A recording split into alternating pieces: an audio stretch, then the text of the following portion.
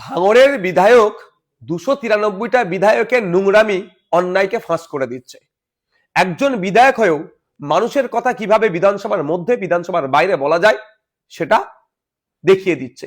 আজকে রাজ্যের মানুষ বিধায়কদের মাইনে, ফোন খরচ থেকে শুরু করে কি করা অ্যাক্টিভিটি কি হওয়া দরকার সেটাও জানতে পারছে ভাঙড়ের একমাত্র বিধায়ক সংযুক্ত মোর্চা তথা আইএসএফ এর বিধায়কের জন্য।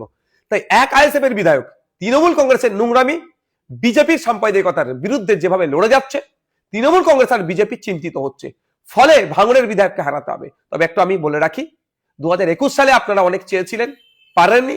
2026 সাল আসছে, সংযুক্ত মোর্চা 2026-এ যাতে তৈরি হয় তার জন্য আমরা চেষ্টা করছি। তারপরেও বলছি, আমরা এই বিগত 4.5 বছরে যা পারফরমেন্স করছি, রাজ্যের বিভিন্ন প্রান্ত থেকে ভাঙড় উপহার দেবে বিধানসভাকে। অর্থাৎ ডবল ডিজিটের বিধায়ক বিধানসভায় যাবে আইএসএফ এর পক্ষ থেকে। পারলে গণতান্ত্রিক প্রক্রিয়াতে লড়াই আসুন, আমরা আপনাদের চ্যালেঞ্জকে গ্রহণ করছি।